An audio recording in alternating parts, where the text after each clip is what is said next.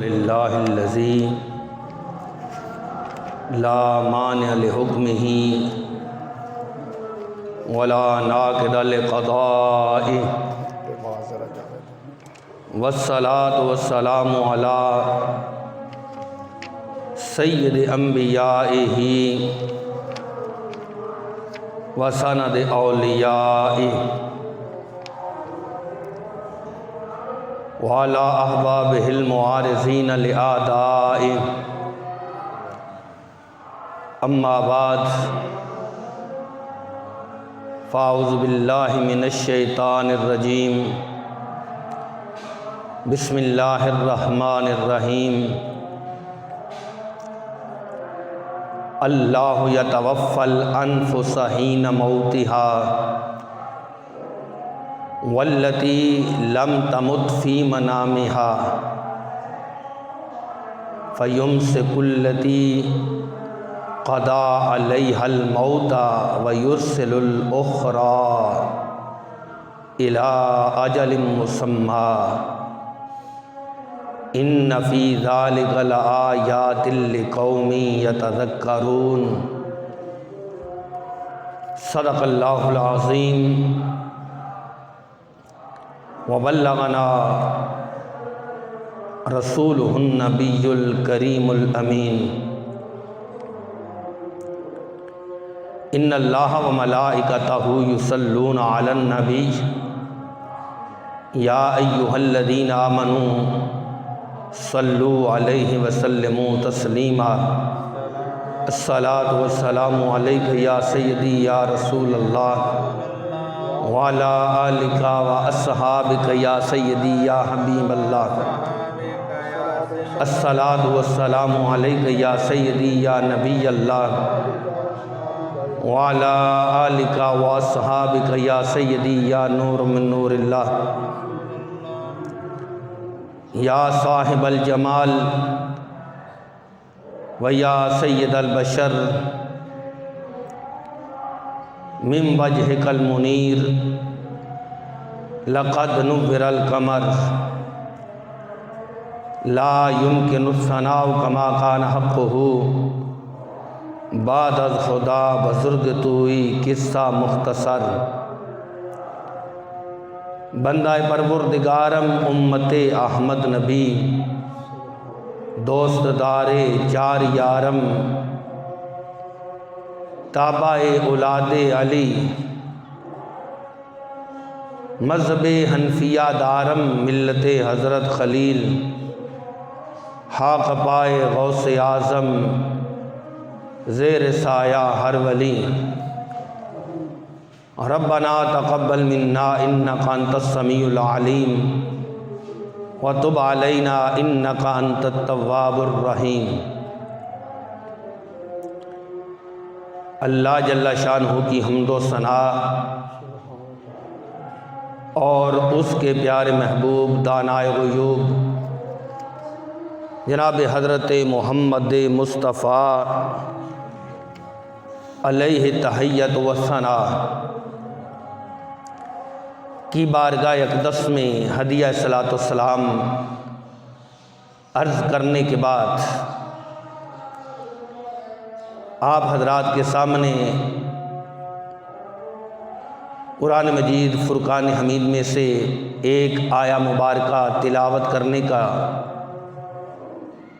شرف حاصل کیا ہے۔ بارگاہ رب العزت میں دعا ہے کہ اللہ جل شانہ ہم سب کو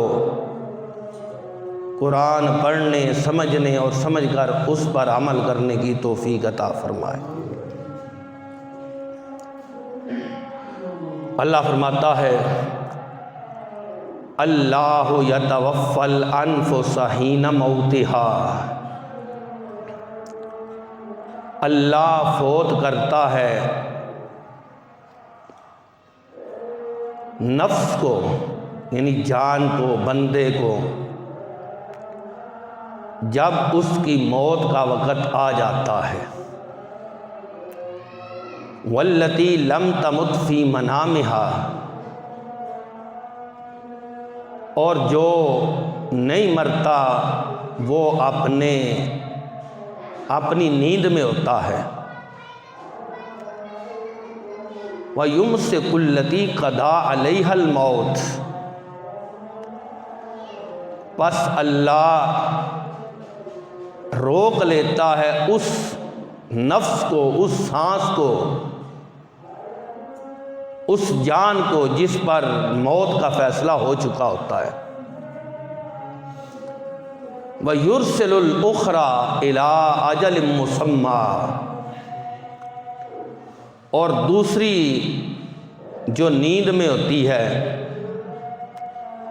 اس کو اللہ واپس بھیج دیتا ہے ایک مقررہ مدت کے لیے۔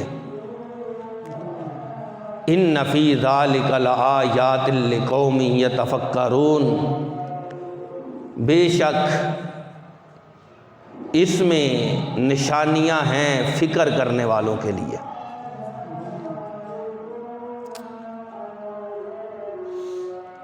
آج کی اس گفتگو کا موضوع ہے فلسفہ موت۔ پہلے میں نے ایک جمعۃ المبارک پر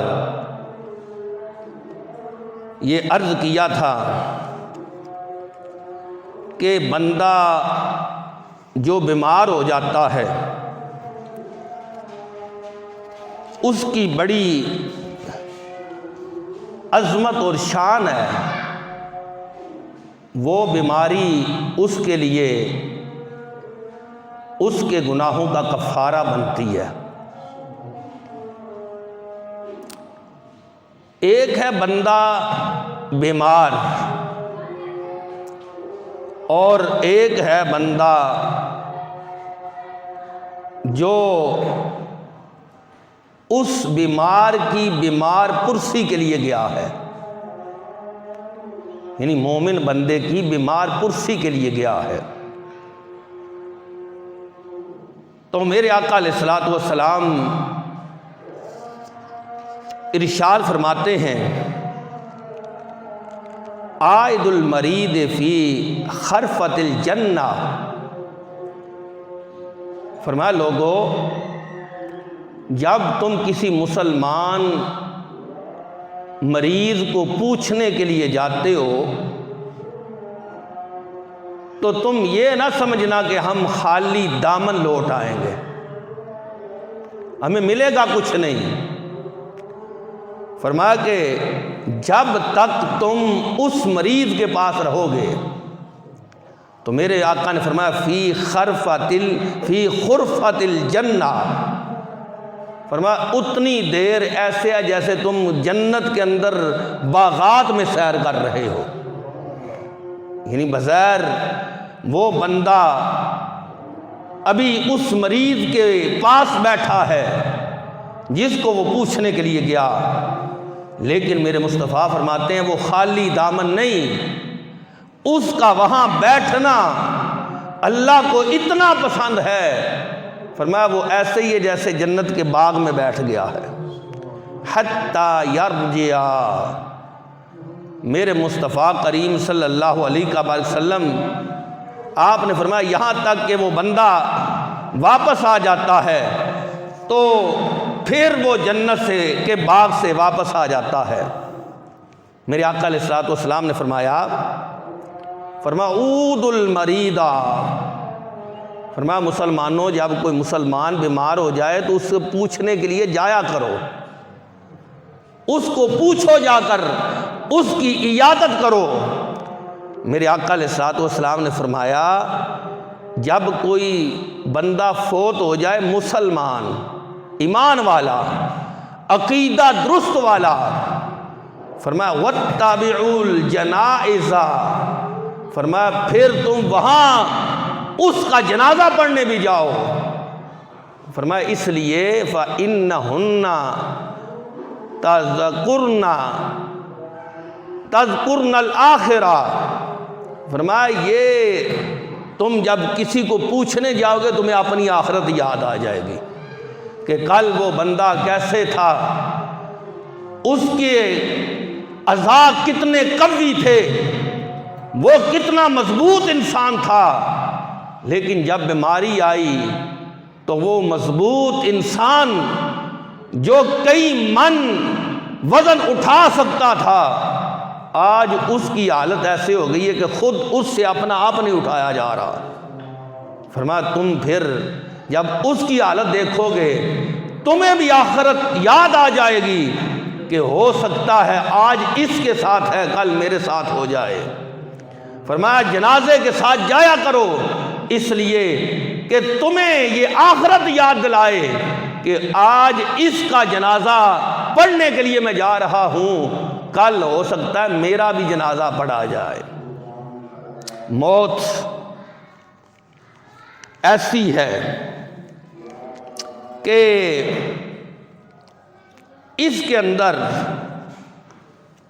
کسی کو بھی کوئی اختلاف نہیں، یعنی اللہ وحدہ لا شریک ہے، اس کی ذات اکمل اور کامل ذات ہے، لیکن ذات الہی کے بارے میں بھی لوگوں میں اختلاف ہے۔ اللہ کی ذات کے بارے میں بھی لوگوں کے اندر اختلاف ہے، یعنی بدھ مت جو ہیں وہ اللہ کو نہیں مانتے۔ اب اختلاف ہے، ہندو مانتے ہیں لیکن اس طرح نہیں مانتے جس طرح ماننا چاہیے۔ تو ذات الہی کے اندر، اللہ کی ذات کے اندر بھی لوگوں نے اختلاف کیا، لیکن موت ایسی چیز ہے کہ جس کے اندر کسی مذہب کا وہ ہو اس کو کوئی اختلاف نہیں، اگرچہ آگے نظریہ ان کا جدا ہے۔ تو موت کے بارے میں ایک عقیدہ ہے مسلمان کا، ایک عقیدہ ہے کافر کا۔ قرآن کہتا ہے کافروں کا عقیدہ کیا ہے؟ وہ کہتے ہیں اِذَا مِتْنَا وَكُنَّا تُرَابًا وَعِظَامًا أَإِنَّا لَمَبْعُوثُونَ۔ وہ کہتے ہیں جب ہم مر جائیں گے، مر کے مٹی ہو جائیں گے، اِذَا مِتْنَا وَكُنَّا تُرَابًا وَعِظَامًا، جب ہم مٹی ہو جائیں گے، ہماری ہڈیاں جدا ہو جائیں گی، أَإِنَّا لَمَبْعُوثُونَ، پھر ہمیں کون اٹھائے گا؟ یعنی نظریہ کیا ہے؟ مرنا ہے، یہ عقیدہ ان کا ہے۔ ہر مذہب، ہر دین کا یہ عقیدہ ہے، لیکن مرنے کے بعد پھر اٹھنے کے بارے میں وہ کہتے ہیں کہ جب ہم مر جائیں گے، مر کے مٹی ہو جائیں گے، ہڈیاں ہو جائیں گی، پھر ہمیں کون اٹھائے گا؟ یہ سورہ قاف ہے۔ رب کائنات ارشاد فرماتا ہے کہ وہ کہتے ہیں بل عجبوا ان جاءہم منذر منہم، جب تعجب کیا انہوں نے، بلکہ تعجب کیا انہوں نے جب ان کے پاس ایک ڈرانے والا آیا۔ کون؟ نبی پاک صلی اللہ علیہ وسلم۔ تو قال الکافرون ھذا شیء عجیب، کافروں نے کہا یہ بڑی عجیب چیز ہے۔ کیا؟ اِذَا مِتْنَا وَكُنَّا تُرَابًا، کہنے لگے جب ہم مر جائیں گے، مر کے مٹی ہو جائیں گے، ذَلِكَ رَجْعٌ بَعِيدٌ، پھر ہم کیسے آئیں گے؟ پھر ہمیں کیسے زندہ کیا جائے گا؟ تو اللہ نے ان کا رد کیا، فرمایا لوگو أَفَأَجِينَ بِالْخَلْقِ الْأَوَّلِ، پہلی بار جب ہم نے تمہیں بنایا تھا تمہارا تو مٹیریل ہی نہیں تھا، تمہارا نقش و نگار نہیں تھا، کچھ نہیں تھا۔ چیز تو اس وقت مشکل ہوتی ہے جب اس کا نقش و نگار نہ ہو، اس کا مٹیریل نہ ہو، کس چیز سے بنایا جائے؟ تو جب اللہ نے کچھ بھی نہیں تھا انسان کو بنا دیا، اب تو بنا ہوا ہے، بنے کو بنانا تو آسان ہے۔ فرمایا أَفَأَجِينَ بِالْخَلْقِ الْأَوَّلِ، فرمایا لوگوں کیا پہلی بار جب ہم نے بنایا تھا ہم کیا تھک گئے ہیں؟ بل ہم فی لبس من خلق جدید، فرمایا اللہ تو چاہے تو ایک لمحے میں تمہیں نیا بنا دے۔ یعنی کفار کا یہ عقیدہ ہے کہ مرنے کے بعد پھر زندہ نہیں ہوں گے۔ ہم تو کہتے ہیں والبعث بعد الموت، ہمیں مرنے کے بعد پھر زندہ کیا جائے گا۔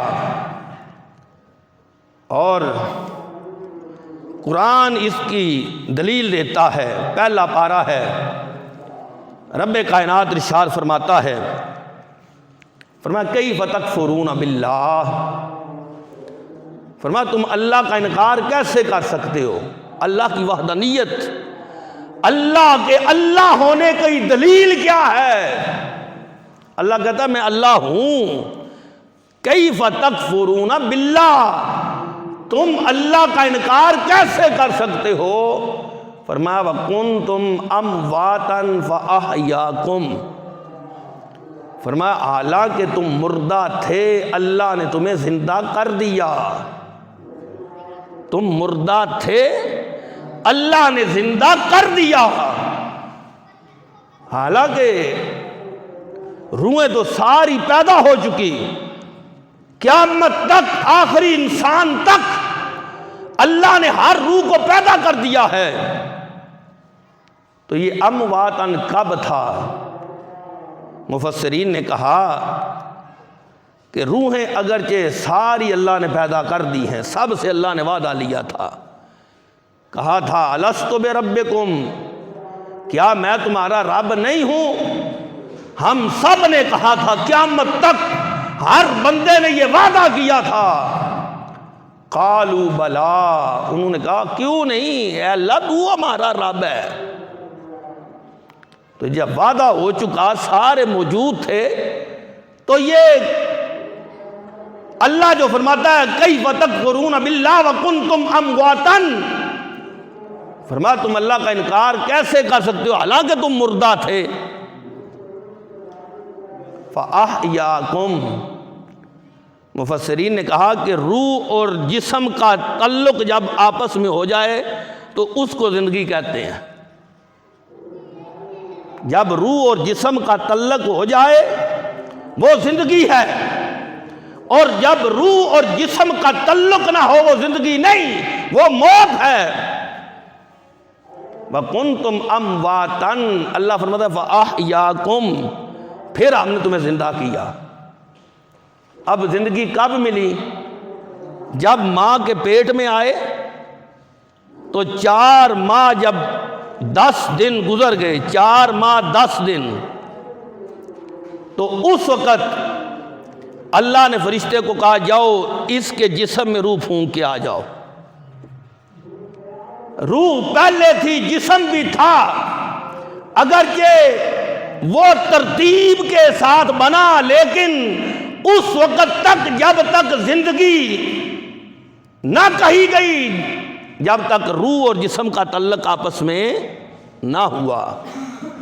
جب روح کو اس جسم میں پھونک دیا گیا تو اللہ نے فرمایا فَأَحْيَاكُمْ، اس اللہ نے تمہیں زندہ کیا، اس اللہ نے تمہیں زندہ کیا۔ ثُمَّ يُمِيتُكُمْ، پھر اللہ تمہیں مارے گا، پھر اللہ تمہیں مارے گا، اور وہ ہوگا کتنا مختصر سا، پھر اللہ تمہیں مارے گا۔ ثُمَّ يُحْيِيكُمْ، پھر اللہ تمہیں زندہ کرے گا۔ تو اب پہلے موت، پھر زندگی، پھر موت، پھر زندگی، اس کے بعد اللہ نے موت کا ذکر نہیں کیا۔ کیف تکفرون باللہ وکنتم امواتا فاحیاکم ثم یمیتکم ثم یحییکم، پھر آگے موت کا ذکر نہیں ہے۔ ثم الیہ ترجعون، پھر وہی زندگی لے کر تم اللہ کی بارگاہ میں چلے جاؤ گے۔ قالوا ربنا امتنا اثنتین واحییتنا اثنتین، انہوں نے کہا اے ہمارے رب 2 بار تو نے ہمیں موت دی، 2 بار زندہ کیا۔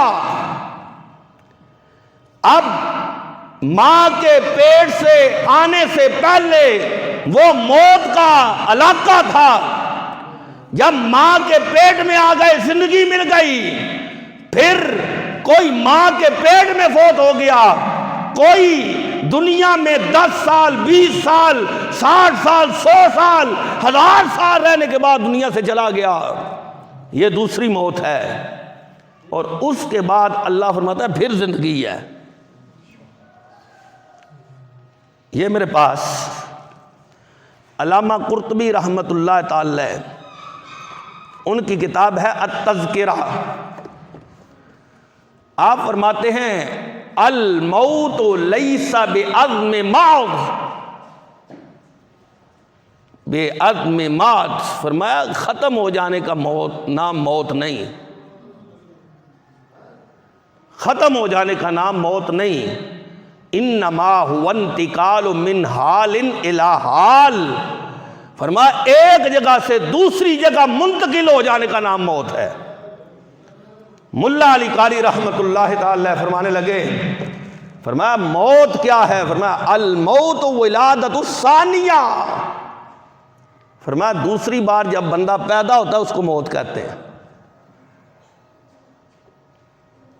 یہ میرے پاس امام عبداللہ بن مبارک ان کی کتاب کتاب الزہد ہے، تو ایک بہت بڑے تابعی وہ فرماتے ہیں جب موت والوں کا ذکر کرتے، مردوں کا ذکر کرتے تو کہتے یا اہل الخلود،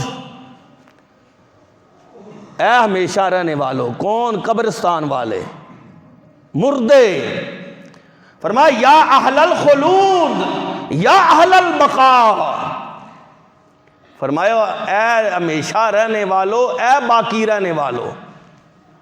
اب وہ کون تھے جو دنیا سے چلے گئے؟ فرمایا انکم لم تخلقوا للفناء، فرمایا کہ اللہ نے تمہیں ختم ہو جانے کے لیے پیدا نہیں کیا، انسان کو اللہ نے پیدا ہی نہیں کیا ختم ہونے کے لیے، یہ ابدی ہے، انسان ابدی ہے، اللہ واجب الوجود ہے، انسان ابدی ہے۔ فرق کیا ہے؟ فرق یہ ہے کہ اللہ ہمیشہ سے ہے، ہمیشہ رہے گا، یعنی اللہ کے لیے یہ نہیں ہم کہہ سکتے کہ اللہ پہلے نہیں تھا پھر اللہ ہوا، یہ کہیں گے تو کفر ہے۔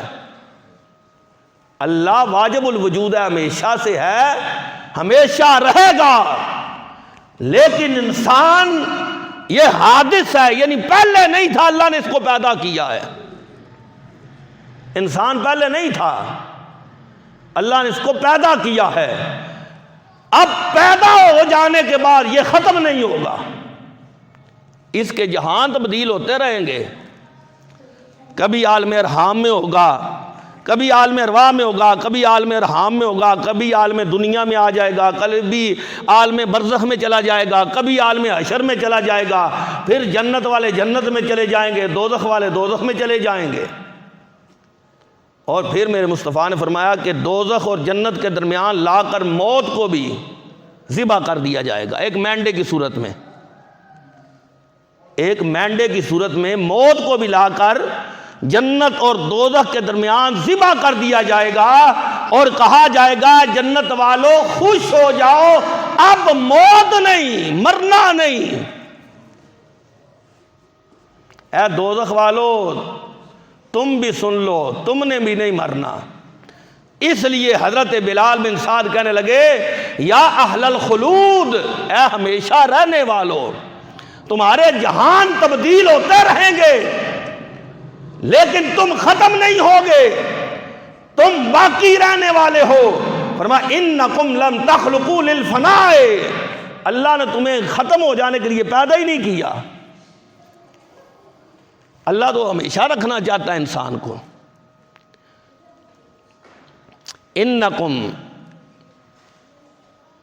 تنقلون من دار الی دار، فرمایا تم ایک جگہ سے دوسری جگہ منتقل ہوتے آئے ہو، تبدیلی تمہاری ہوتی رہی ہے۔ کیسے؟ کما نقلتم من الاصلاب الی الارحام، فرمایا تم پہلے اپنی باپ کے پشت میں تھے، پھر ماں کے رام میں آ گئے، جگہ تبدیل ہو گئی، پہلے کدھر تھے پھر کدھر آ گئے۔ وَمِنَ الْأَرْحَامِ إِلَى الدُّنْيَا، پھر ماں کے پیٹوں سے تم دنیا میں آ گئے۔ وَمِنَ الدُّنْيَا إِلَى الْقَبُورِ، فرمایا وہاں سے اب اگلا جہان تمہارا قبر ہے۔ فرمایا وَمِنَ الْقَبُورِ إِلَى الْمَوْقِفِ، فرمایا قبروں سے اٹھو گے تو پھر میدان معاشر میں چلے جاؤ گے، اور میدان معاشر سے فرمایا مثل جنت او النار، فرمایا یا تم جنت میں چلے جاؤ گے یا دوزخ میں چلے جاؤ گے۔ اب جگہ تبدیل ہو رہی ہیں انسان کی، لیکن ختم نہیں ہوگا، ہمیشہ رہے گا۔ اس لیے موت ایسی عظیم چیز ہے کہ جو رب کائنات نے انسان کے لیے پیدا کی تاکہ یہ مختلف جہانوں سے ہوتا ہوا پھر آ جائے، اور پھر اس کا ایک جسم ہے، ایک اس کی روح ہے۔ بندہ سو جاتا ہے، اس کی روح کہیں کی کہیں چلی جاتی ہے، روح کے لیے پابندی نہیں۔ یہ میرے پاس کتاب الزہد، امام فرماتے ہیں کہ حضرت ابو دردہ صحابی رضی اللہ تعالیٰ عنہ، آپ نے فرمایا اذا نام الانسان اورجا بروحہ حتی یؤتی بہا الی العرش، فرمایا بندہ سو جاتا ہے، اس کی روح نکل جاتی ہے، اس کو عرش تک لے جایا جاتا ہے۔ فرمایا اب دو صورتیں ہیں کہ وہ بندہ جب سویا تھا پاک سویا تھا یا پلید سویا تھا، حکمی اس کی نجاست تھی یا نہیں۔ تو حضرت ابو دردہ فرمانے لگے وَإِن كَانَ فَإِن كَانَ طَاہِرًا، اگر بندہ سوتا ہے پاک ہو کے، یعنی وضو کر کے سوتا ہے جو سرکار کی سنت ہے، یا اس پر غسل فرض تھا غسل کر کے سوتا ہے، اگرچہ اس کو یہ اجازت شریعت نے دی ہے یا اپنی جگہ موجود ہے کہ سردی کی راتیں ہوں غسل فرض ہو جائے تو شریعت اسے یہ اجازت دیتی ہے کہ تم صبح نماز سے پہلے پہلے غسل کر لو، تم وضو کر کے سو جاؤ، شریعت نے یہ اجازت دی ہے، یہ اپنی جگہ موجود ہے، لیکن یہ فضیلت بھی تو ہے۔ فرمایا ان کان طاہرا، اس کی روح نکل کر، مسلمان کی روح نکل کر فرمایا وہ عرش تک جاتی ہے، اگر وہ پاک ہوتی ہے اوزین لہا بالسجود، اسے اجازت مل جاتی ہے کہ تم اللہ کے سامنے سجدہ کر لو۔ اب انسان سویا ہے، پتہ نہیں اس کا جسم زمین پر ہے، روح عرش پر ہے، اس کی روح نے کتنی پرواز کی کہ عرش تک جا پہنچی، اور وہاں اس کو سجدے کی اجازت مل گئی۔ وَإِن كَانَتْ جُنُبًا، اور یہ اصول حدیث میں بات موجود ہے کہ جب صحابی کوئی ایسی بات کہے نا، صحابی جو عقل سے بالا تار ہو، عقل میں سمجھ نہ آتی ہو، تو پھر ہم یہ نہیں کہیں گے کہ صحابی نے اپنے پاس سے کی ہے، ہم کہیں گے کہ اس صحابی نے سرکار سے سن کر کہا ہے، اس صحابی نے سرکار سے سنا ہے تب بیان کر رہے ہیں۔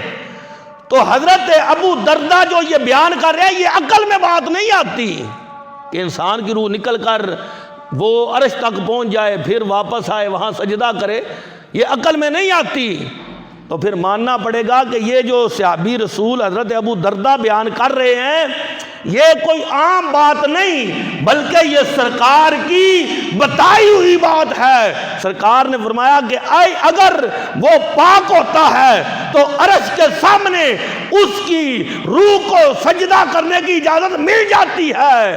وَإِن كَانَتْ جُنُبًا، اگر اس پر غسل فرض ہوتا ہے، وہ سو گیا ہے، فرمایا لم یؤذن لہا بالسجود، پھر اسے سجدے کی اجازت نہیں ملتی، لیکن روح اس کی عرش تک جاتی ہے۔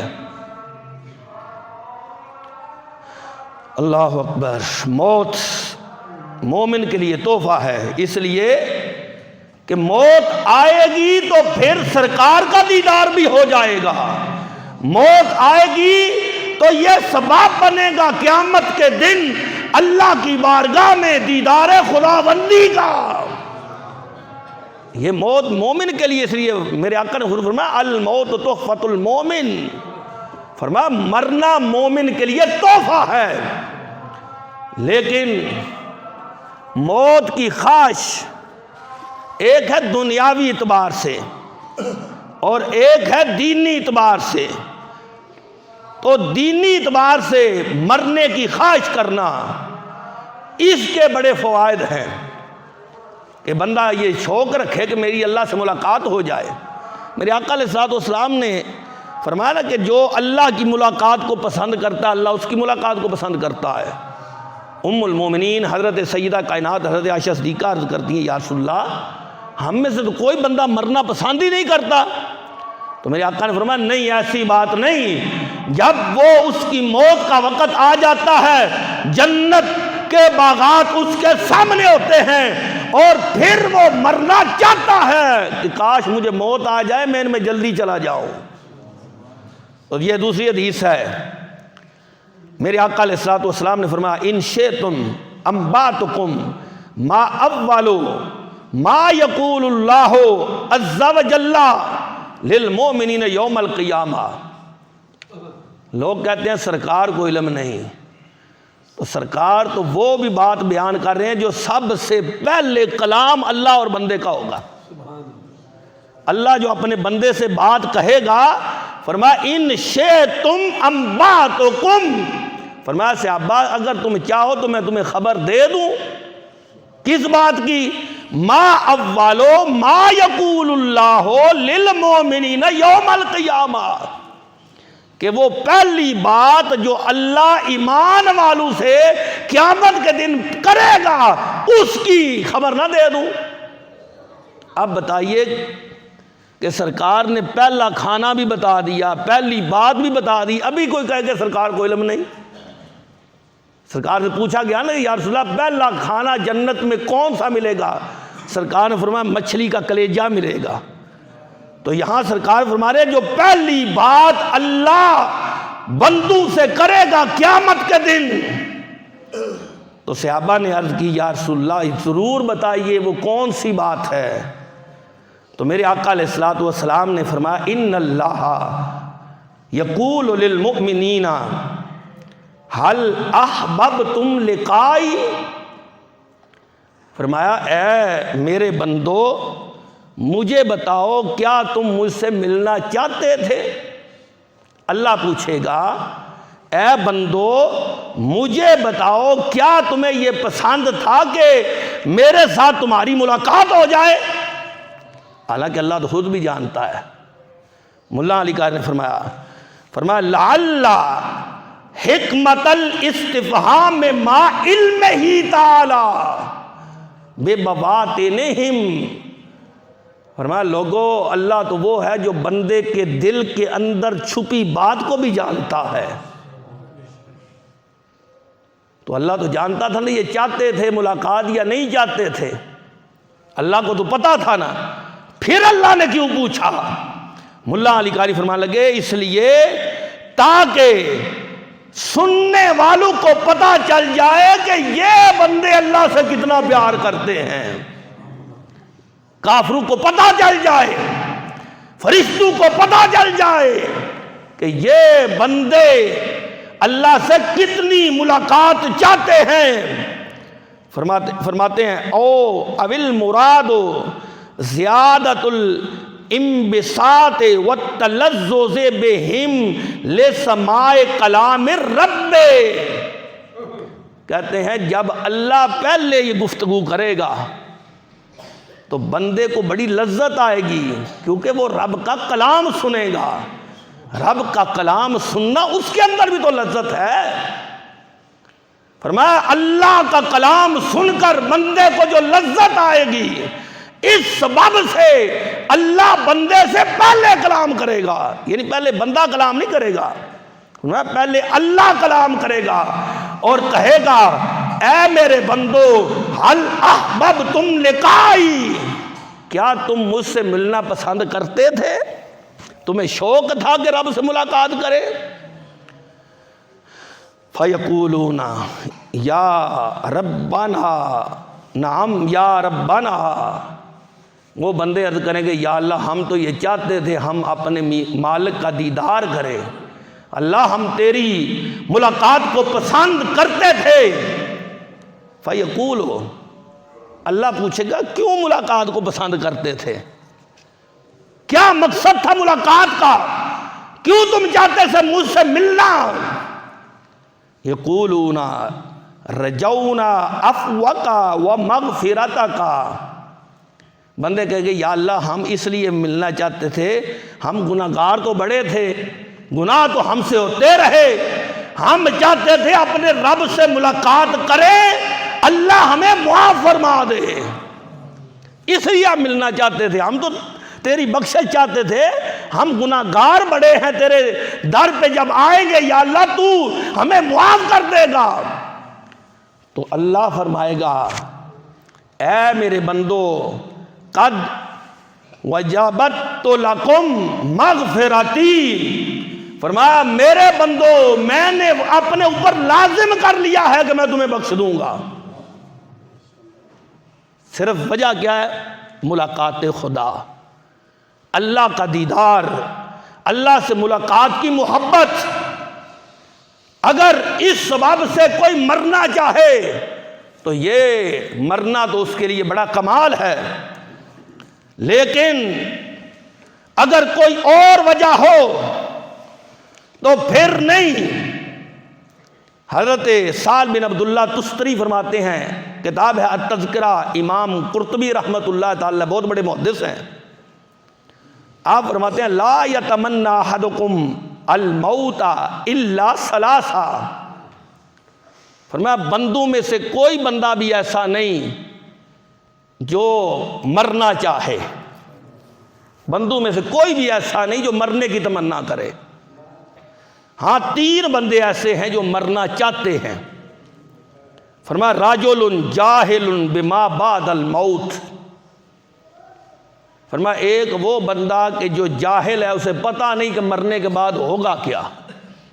ہم دنیا میں تنگ آ جاتے ہیں کسی مسئلے میں، کسی پریشانی میں، تو ہم کہتے ہیں نہیں یار خودکشی کر لیں، مر جائیں، اس سے چھٹکارا ہو جائے۔ لیکن اگر اس مرنے والے کو پتا ہو کہ مرنے کے بعد کیا ہے تو پھر وہ کبھی بھی مرنے کی تمنا نہ کرے، پتہ ہی نہیں کہ آگے کیا ہوگا، آگے کا ایک ایک لمحہ اتنا مشکل ہے۔ مولا کائنات حضرت علی المرتضیٰ شیر خدا رضی اللہ تعالیٰ عنہ فرماتے ہیں 300 تلواریں لگ جائے، ان کا درد اتنا نہیں جتنا موت کے وقت انسان کو ہوتا ہے۔ حالانکہ ہمارا تھوڑا سا عضو کٹ جائے تو ہمیں پتہ چلتا ہے کتنی تکلیف ہے، تو مولا کائنات فرمانے لگے 300 تلواریں لگ جائیں، اس بندے کو اتنی تکلیف نہیں ہوتی جتنی موت کے وقت ہوتی ہے۔ حضرت وہب بن منبع یہ بھی تابعی ہیں، آپ فرماتے ہیں لوگوں دیکھو ایک بکری ہے، وہ زندہ ہے، تم زندہ بکری کے اوپر سے اس کی کھال اتار دو، فرمایا بتاؤ کتنی تکلیف ہوگی؟ لوگوں نے کہا بہت زیادہ۔ آپ نے فرمایا انسان کی موت کے وقت اس سے بھی زیادہ اس کو تکلیف ہوتی ہے۔ فرمایا اگر تم اس بکری کو زندہ بھون دو تو کتنی تکلیف ہوتی ہے؟ انہوں نے کہا یا حضرت بہت زیادہ تکلیف ہوتی ہے۔ آپ نے فرمایا انسان کو اس سے زیادہ تکلیف ہوتی ہے۔ تو فرمایا ایک وہ بندہ لا یتمنی احدکم الموت الا ثلاثا، فرمایا تم میں سے کوئی مرنا نہ چاہے گا سوائے 3 بندوں کے، ان میں سے پہلا وہ جس بندے کو موت کے بعد کا پتہ نہیں کہ کیا ہوگا، فرمایا اور رجل یفر من اقدار اللہ تعالی علیہ، فرمایا وہ بندہ جو اللہ کی قدرت سے بھاگنا چاہے، یعنی چاہے کہ جو کچھ اللہ نے میرے لیے لکھا ہے مصیبت پریشانی میں اس سے بھاگ کر موت کی طرف چلا جاؤں۔ فرمایا او مشتاق محب لقاء اللہ عز و جل، فرمایا یا وہ بندہ جو اللہ کی محبت کا مشتاق ہے، اللہ کی ملاقات کا مشتاق ہے، چاہتا ہے میں مر جاؤں تو مجھے دیدار خداوندی ہو جائے، میں اپنے رب سے ملنا چاہتا ہوں، تو ملک الموت یہ موت کا سبب ہے۔ حضرت ابراہیم علیہ السلام کے پاس آ گیا، قال یا ابراہیم، حضرت ابراہیم علیہ السلام قال ابراہیم یا ملک الموت هل رأیت خلیلا یقبض روح خلیلہ، انہوں نے فرمایا حضرت ابراہیم علیہ السلام نے، اے ملک الموت کیا تو نے دیکھا کہ کوئی خلیل یار دوست وہ اپنے دوست کی روح کو قبض کرتا ہے؟ فعرج ملک الموت علیہ السلام الی ربہ، تو ملک الموت اللہ کی بارگاہ میں حاضر ہوئے، عرض کی تیرا خلیل یہ عرض کرتا ہے کہ کوئی خلیل بھی اپنے خلیل کی جان لینا چاہتا ہے، کوئی خلیل کوئی دوست اپنے دوست کو موت دینا چاہتا ہے؟ قال قل لہو، اللہ نے فرمایا کہ اے ملک الموت جا کر میرے خلیل حضرت ابراہیم علیہ السلام سے کہہ دو، حل رأیت خلیلا یقرأ لقاء خلیلہ، اے ابراہیم بتاؤ کوئی دوست کسی دوست سے ملنے کو برا محسوس کرتا ہے؟ یعنی یار سے ملاقات ہو، دوست سے ملاقات ہو، خلیل سے ملاقات ہو، وہ ناپسند کرتا ہے؟ حضرت اسرائیل علیہ السلام حضرت ابراہیم کے پاس آ گئے تو آ کر عرض کی کہ اللہ فرماتا ہے کوئی دوست کی ملاقات کو ناپسند کرتا ہے؟ فراجع، حضرت ملک الموت جب آئے، آ کر یہ اللہ کا پیغام دیا، فقال اقبض روحی الساعة، تو حضرت ابراہیم علیہ السلام نے کہا اب تم ایسا کرو کہ ابھی میری روح کو قبض کرو۔ کیوں؟ اس لیے کہ روح قبض ہوگی تو پھر دیدار خداوندی ہوگا، پھر اللہ سے ملاقات ہو جائے گی، فرمایا اس وقت تم میری روح کو قبض کر لو۔ اللہ اکبر، موت بڑی عظیم چیز ہے اور اس کی تیاری بھی بڑی عظیم ہے۔ یہ میرے پاس حضرت امام غزالی رحمۃ اللہ تعالی کی کتاب ہے احیاء علوم الدین، تو اس میں امام غزالی فرماتے ہیں کہ حضرت کا فرمایا من عرف الموت ہانت علیہ مصائب الدنیا، فرمایا جس بندے کو موت کی سمجھ آ گئی کہ موت کتنی سخت ہے، پھر دنیا کی کسی مصیبت سے وہ نہیں گھبرائے گا۔ دنیا میں کتنی مصیبت ہوگی، کیا ہوگا، ہر کیا ہوگا، انسان مر جائے گا، اس سے بڑی مصیبت تو کوئی نہیں، وہ موت تو آنی ہی آنی ہے۔ تو فرمایا من عرف الموت، جس کو موت کی سمجھ آ گئی، جس نے موت کو سمجھ لیا، جس نے موت کو پہچان لیا، ہانت علیہ مصائب الدنیا وہمومها، فرمایا پھر دنیا کے غم اسے کچھ نہیں کہیں گے، پھر وہ پریشان نہیں ہوگا کہ مجھ پر یہ مصیبت آ گئی ہے، مجھ پر یہ مصیبت آ گئی ہے۔ فرمایا موت کی تمنا اور موت کو پسند کرنا، اس کو یاد کرنا، کتنا فائدہ دیتا ہے۔ حضرت صفیہ رضی اللہ تعالیٰ عنہا فرماتی ہیں کہ ایک عورت آ گئی حضرت سیدہ عائشہ صدیقہ رضی اللہ تعالیٰ عنہا کے پاس، تو آپ کے سامنے آ کر وہ عرض کرتی ہے کہ میرا دل سخت ہو گیا ہے۔ اب ہمیں یہ بھی نہیں پتا دل کے سخت کیسے ہوتے ہیں، یعنی قرآن سنتے ہیں، حدیث سنتے ہیں، اقوال صحابہ کے سنتے ہیں، بزرگان دین کے سنتے ہیں، ہمارے دلوں پر کوئی اثر نہیں ہوتا۔ یہ دل کی سختی ہوتی کس وجہ سے؟ گناہ کی وجہ سے۔ جب گناہ کرتے ہیں، ایک کرتے ہیں دل سیاہ ہوتا ہے، نقطہ لگتا ہے، پھر کرتے ہیں پھر نقطہ لگتا ہے، لگتے لگتے وہ سارا دل سیاہ ہو جاتا ہے، پھر ہم قرآن بھی سنیں حدیث بھی سنیں، ہم پر اثر نہیں کرتی۔ تو اس نے عرض کی ام المومنین میرا دل سخت ہو گیا ہے۔ فقالت اکثری ذکر الموت، فرمایا تو جا کے موت کو یاد کیا کر، موت کو یاد کیا کر کہ میں نے مر جانا ہے۔ اب ایک چور ہے، چوری کرنے گیا ہے، اگر اس کو پتا ہے کہ میں نے مر جانا ہے تو کبھی وہ چوری کرے گا؟ اس کے ذہن میں یہ خیال ہی نہیں ہوتا کہ میں نے مرنا ہے۔ اگر ایک شرابی شراب پیتا ہے، اس کو موت یاد ہو میں نے مر جانا ہے، پھر اللہ کی بارگاہ میں جانا ہے، اس کی یہ سزا ہوگی، کبھی وہ شراب نہیں پیے گا۔ ایک زانی زنا کرتا ہے، وہ لوگوں کو دیکھتا ہے کہ کوئی دیکھ نہ رہا ہو، اگر اسے یہ پتا ہو میں نے مر جانا ہے اور کل جا کر اپنے مالک کی بارگاہ میں اس کا جواب دے ہونا ہے، تو پھر کبھی بھی کوئی زانی زنا نہ کرتا۔ تو آپ نے فرمایا اکثری ذکر الموت، فرمایا جا کر تم موت کو یاد کیا کر، تیرا دل نرم ہو جائے گا۔ ففعلت فرقا قلبها،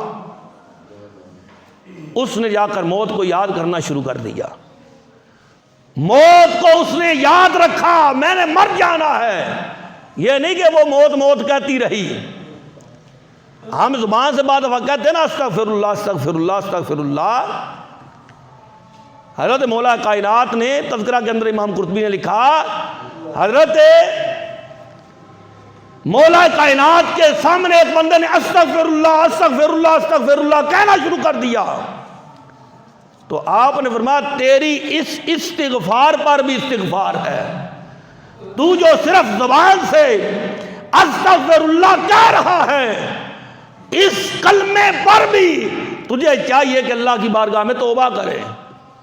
فرمایا تیری اس استغفار پر بھی استغفار لازم ہے، زبان سے نہیں، جب ہم دل سے جانیں گے کہ ہم نے مر جانا ہے تو پھر ہمارے دل نرم ہو جائیں گے۔ ففعلت، اس نے موت کو یاد کیا، فرقا قلبها، اس کا دل نرم ہو گیا۔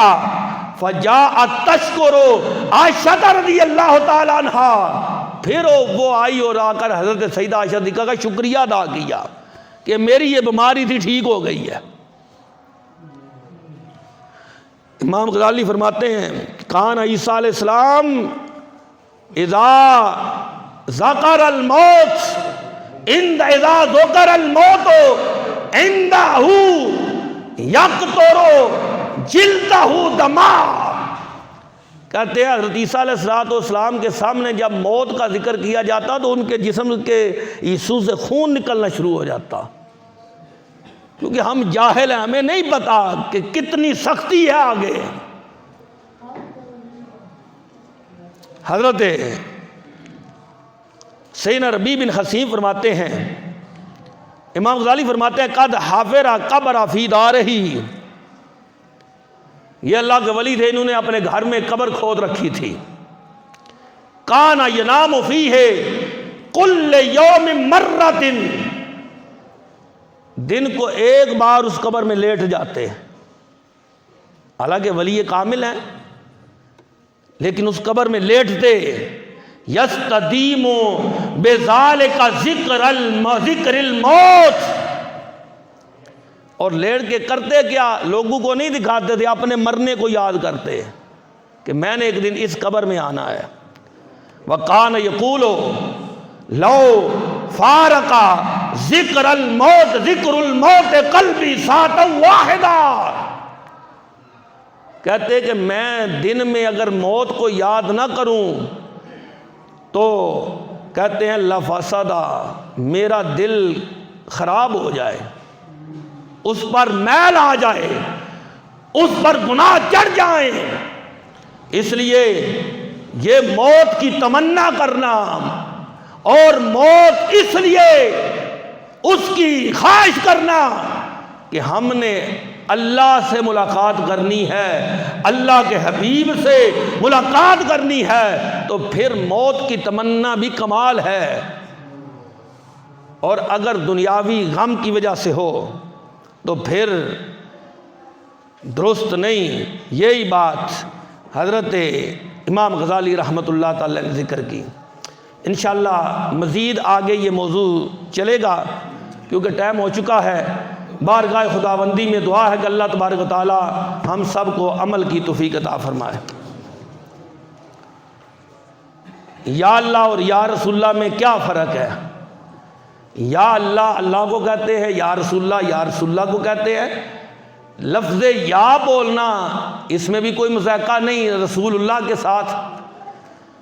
لفظ عربی میں جو ہے نا، کسی کو پکارنے کے لیے، کسی کو بلانے کے لیے، کسی کو اپنی طرف متوجہ کرنے کے لیے، جیسے ہم اپنی زبان میں کسی کو متوجہ کرتے ہیں، یار بات سنی، یہ 5 لفظ ہیں عربی میں۔ ایک ہے اے زیدن، جو قریب ہو۔ ایک ہے ازیدن، قریب کے لیے۔ ایک ہے ایا، دور کے لیے، کسی کو دور سے بلائیے، ایا زید۔ ایک ہے حیا، 2 آنکھوں والی ہا، یہ بھی دور کے لیے ہے۔